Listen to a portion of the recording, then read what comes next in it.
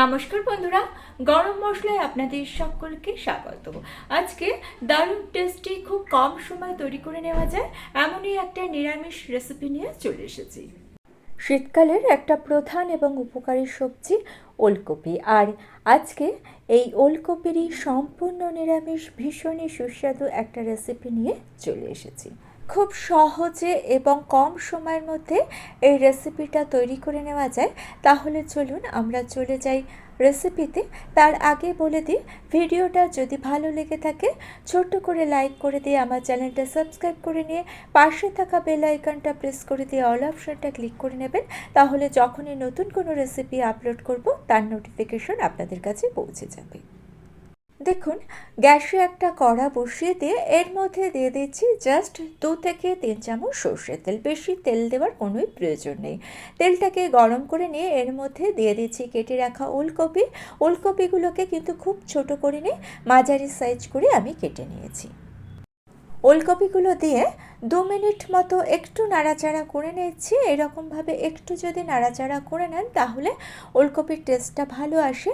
2 minute নাড়াচাড়া করে নিয়ে এর মধ্যে দিয়ে দিচ্ছি কিছুটা কেটে রাখা আলুগুলোকেও কিন্তু খুব ছোট করে নিয়ে যেরকমভাবে ওলকপিটাকে কেটেছি তার সঙ্গে সামঞ্জস্য রেখে আলুটাকে কেটে নিয়েছি। স্বাদ অনুযায়ী লবণ দিয়ে দিলাম, হাফ চামচ হলুদ দিয়ে দিলাম। লবণ আর হলুদটাকে ভালো করে সবজির সঙ্গে মিশিয়ে নিচ্ছি।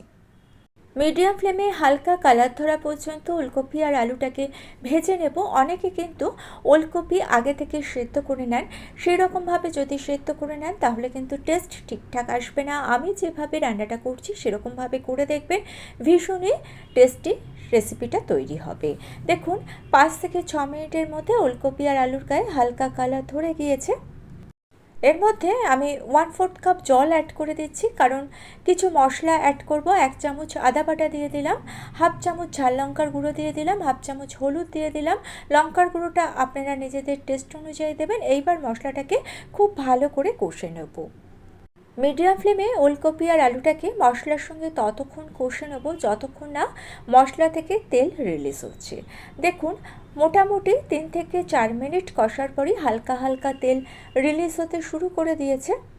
যেহেতু খুব কম পরিমাণ তেল এখানে ইউজ করা হয়েছে তাই ক্যামেরাতে হয়তো ঠিকঠাক বোঝা যাচ্ছে না। যাই হোক, এইবার আমি এর মধ্যে 3 কাপ গরম জল দিয়ে দিলাম। যেহেতু জল দিলাম, স্বাদ অনুযায়ী লবণ দিয়ে দিলাম। ভালো করে মিশিয়ে নিলাম। ভালো করে মিশিয়ে নিয়ে ওলকপিটাকে আমি একটু সাইডে সরিয়ে রেখে একটা প্রেশার কুকার এখানে নিয়ে নিলাম। এইবার প্রেশার কুকারের মধ্যে ওলকপিটাকে ট্রান্সফার করে দিলাম। প্রেশার কুকারের ঢাকনা বন্ধ করে দিয়ে একটা সিটি আমি দিয়ে নিচ্ছি। একটা সিটি দেওয়ার পরেই প্রেশার কুকারের ঢাকনাটা আমি খুলে ওলকপিটাকে চেক করে নিচ্ছি। আসলে এটা ঠিকঠাক বলা যায় না কটা সিটি লাগবে, ওলকপিটা কীরকম তার উপরেই নির্ভর করছে। যদি দেখেন শক্ত আছে ওলকপিটা তাহলে আরও একটা সিটি দিয়ে নেবেন। এইবার যেই কড়াইতে ওলকপিটাকে আমি কষেছিলাম সেই কড়াইয়ের মধ্যে ওলকপিটাকে দিয়ে দিলাম। 2টো কাঁচা লঙ্কা দিয়ে দিলাম, আর দিয়ে দিচ্ছি বেশ কিছুটা মটরশুঁটি। এই স্টেপটা কিন্তু স্কিপ করলে হবে না। অনেকে প্রেশার কুকারে রান্নার পর কড়াইতে আর আলাদা করে রান্নাটা করেন না, সেক্ষেত্রে কিন্তু রান্নার মধ্যে একটা জলীয় ভাব চলে আসে, টেস্টটা জলো জলো হয়। তাই এই স্টেপটা কিন্তু অবশ্যই করতে হবে। 4 থেকে 5 মিনিট ওলকপিটাকে আমি ফুটিয়ে নিয়েছি। এইবার গ্যাসের ফ্লেমটা অফ করে দিয়ে ওলকপিটাকে একটু ঠান্ডা হতে দিচ্ছি। যে কোনো তরকারিতে শেষে যদি মশলা মেশান তাহলে তরকারিটাকে যদি 2 মিনিট ঠান্ডা করে নিয়ে মশলাটা মেশান তাহলে মশলার সুন্দর একটা ফ্লেভার তরকারির মধ্যে চলে আসে। 2 মিনিট তরকারিটা ঠান্ডা হোক, ততক্ষণে দেখিয়ে দিই গুঁড়ো মশলাটা আমি কিভাবে বানিয়েছি। 8টা ছোটো এলাচ, 8টা লবঙ্গ, 1.5 ইঞ্চি দারচিনি আর 1 চামচ গোটা জিরে নিয়ে লো ফ্লেমে মশলাগুলোকে আমি একটু ভেজে নিচ্ছি। 1.5 মিনিট মতো ভাজার পরই মশলা থেকে সুন্দর একটা গন্ধ বেরোচ্ছে আর একটা চটচট করে আওয়াজ হচ্ছে। এইবার মশলাটাকে আমি তুলে নিচ্ছি। মশলাটাকে তুলে নিয়ে পুরোপুরি ঠান্ডা করে নিয়ে মশলাটাকে গুঁড়ো করে নেব। আর এরই মধ্যে দেখুন তরকারিটা একটু ঠান্ডা হয়ে এসেছে। এইবার আমি গুঁড়ো মশলাটা এখানে অ্যাড করে দিচ্ছি। 1.5 চামচ ভাজা মশলা এখানে আমি অ্যাড করছি। বাকি মশলাটা অন্য রান্নায় ব্যবহার করব, যে কোনো রান্নায় এটা আপনারা ব্যবহার করতে পারেন।